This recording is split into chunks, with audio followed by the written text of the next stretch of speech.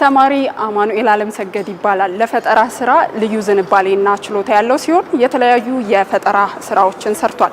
በቅርቡ ደግሞ በቤት ውስጥ በቀላሉ መኖን ማዘጋጀት የሚያስችል ማሽን ሰርቷል። ከተማሪ አማኑኤል ጋር ቆይታ እናደርጋለን።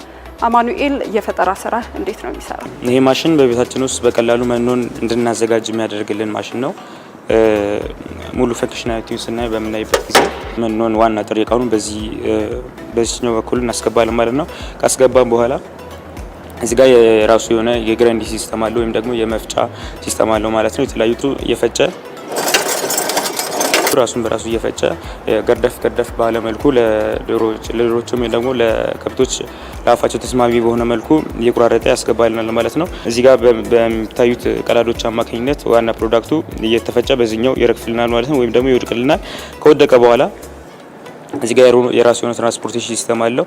እየገፋ ወደዚህኛው ቋት ያስገባልናል ማለት ነው። ካስገባን በኋላ በዚህኛው በኩል ተፈጭቶ በዚህኛው ትራንስፖርቴሽን አማካኝ ወደዚህ ይመጣል። ፈሳሽ ቫይታሚኖች በዚህኛው ውስጥ ጨምረን ሚክስ በደንብ እናደርገዋለን ማለት ነው። ስለዚህ ከመኖ ጋር በደንብ ሚክስ እየሆነ ይጫወትልናል ማለት ነው። በደንብ ካጫወትልን በኋላ በዚህኛው ቱቦ አማካኝነት ያወጣልናል። ካወጣልን በኋላ ለተለያዩ ለዶሮቻችንም ሆነ ለከብቶቻችን መኖ መስጠት እንችላለን ማለት ነው። በመጀመሪያ የ50 ዶሮዎች ነበሩ በቤት ውስጥ እና እነሱን ዶሮዎች ለመመገብ የተለያዩ መኖች ያስፈልጉኛል እና ያን መኖ ደግሞ ለመግዛት ያው እንግዲህ የመኖ ዋጋ እንደሚታወቀው ነው፣ በጣም ውድ ነው። እነሱ ለመመገብ ስለተቸገርኩ እሱን ምክንያት ነገር አድርጌ የራሴ የሆነ የመኖ ማቀነባበሪያ ማሽን ሰርቼ እነሱ ለመመገብ ያህል የሰራሁት የፈጠራ ስራ ነው። እንደምታዩት የተለያዩ ላሜራዎች አሉ፣ የቤሪንግ ቦሎች አሉ ወይም ደግሞ ኩሽኔት የሚባሉት የሳይክል ጂንጋም ነገር አለው። የራሱ የሆነ ድሪል አለው። የተለያዩ ቱቦዎችም ሊሆኑ ይችላሉ። ከምላሽ ሰራች ከገዟቸው እቃዎች አማካኝነት ነው በራሴ የሰራሁት ማለት ነው። የራሴ በይጂ የራሴ ቆርጬ ራዚ ድረስ ያደረሱት ማለት ነው። ለመንቀሳቀስ የሚፈልገው የሲንግል ፌዝ ነው ወይም ደግሞ በሁላችንም ቤት ያለው የቁጣሪ ማንቀሳቀስ ይችላል። በኖርማል ሶኬት ማንቀሳቀስ ይችላል።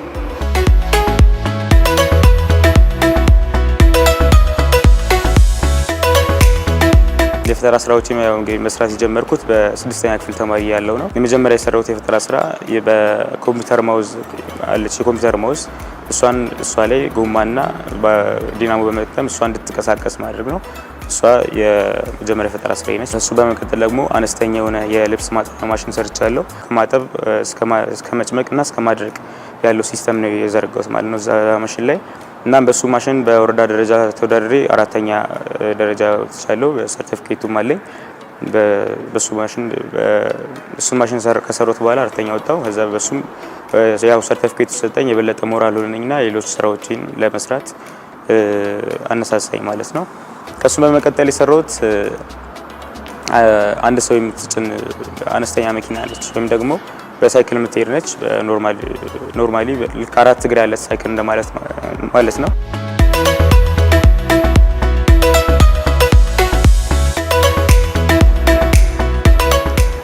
ይህ የፈጠራ ስራ በቤት ውስጥ አገልግሎት እየሰጠ የሚገኝ የፈጠራ ስራ ነው። ከቤት ውስጥ ባለፈ ደግሞ ሌሎች ቦታዎች ላይ አገልግሎት እንዲሰጥ አማኑኤል በቀጣይ የተለያዩ ስራዎችን እንደሚሰራ ነግሮናል።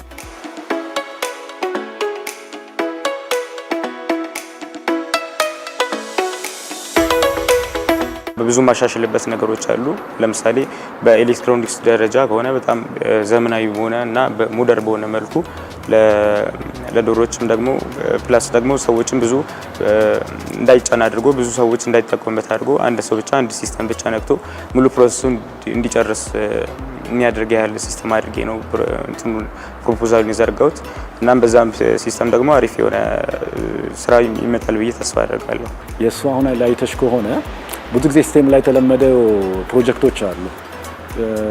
3D ሞዴል በወረቀት እንደዛ ነገሮችን በመስራት ሀሳባቸውን ተጨባጭ ለማድረግ ይሞክራሉ። የእሱ እንደውም ከዛ ከፍ ባለ ደረጃ በትክክል መካኒካል ፈንክሽናል የሆነ መስራት የሚችል ፕሮጀክት ነው ሰርቶ ያቀረበው ማለት ነው።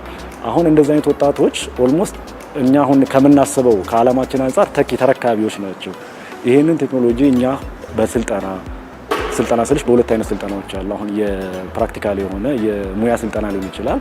ለወደፊት ደግሞ የቢዝነስ ስልጠናዎችን ጨምሮ እንሰጣለን ለልጆች። በእንደዚህ አይነት ሁኔታ ፕሮግራም ውስጥ ስኪል ኢትዮጵያ የሚባል ፕሮግራም አለን። እዛ ፕሮግራም ላይ በማስገባት ይሄ አሁን ያለውን የፕሮቶታይፕ በትክክል ከፍ አድርጎ ወደ ሚኒመም ቫሉብል ፕሮዳክት የምንለው ወይም ደግሞ ትክክለኛ ማምረት የሚችል ማሽን መስራት እንዲችሉ ስልጠናውን ጨምሮ የማቴሪያሉን ጨምሮ እና የምርት ሂደቱን በማገዝ ደረጃ እናገዛቸዋለን ማለት ነው።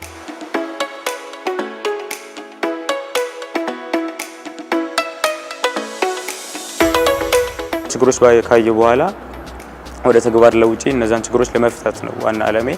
ያው እንግዲህ ይህን እንደነገርኩሽ የመኖ የዶሮዎች ናቸው ዋናዎቹ ችግሮች፣ እነሱን ማብላት ነው። እነሱን ለማብላት ደግሞ ይህኛውን ማሽን መስራት ነበር። እነዛን ነገሮች ያን ችግር ተጠቅሜ ይህንን ሶልቭ ለማድረግ ችያለሁ ማለት ነው። በፈጠራ ስራ አኳያ የሚረዱኝ መጽሐፎችም አሉ። ቤተሰቦቼን በጣም አመሰግናለሁ።